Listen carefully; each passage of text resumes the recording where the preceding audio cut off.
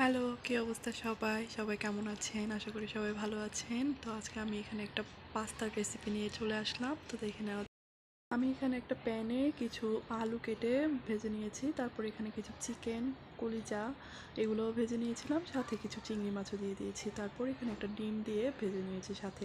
তারপর এখানে দিয়ে দিলাম পেঁয়াজ। পেঁয়াজ দেওয়ার পরে আমি সবগুলো জিনিস একসাথে ভেজে নিব ভালো করে। তারপর আমি এখানে দিয়ে দেব কিছু কেটে রাখা টমেটো। আপনারা চাইলে এখানে কিছু জিনিস নাও দিতে পারেন, আমি আমার ইচ্ছা মতো এখানে বানিয়ে নিচ্ছি। টমেটো ভালোভাবে ভাজা হয়ে গেলে আমি এখানে দিয়ে দিব হচ্ছে স্বাদ মশলা ম্যাগির। তারপর আমি এখানে পাস্তাগুলো ম্যাগি মশলা দিয়ে ভালো করে মাখিয়ে নিচ্ছি। তারপর আমি পাস্তাগুলো ভালো করে নেড়ে চেড়ে আমি এখানে পাস্তাটা রান্না করে নিব। এখানে টমেটো সস দিয়ে দিচ্ছি বেশি করে এখানে।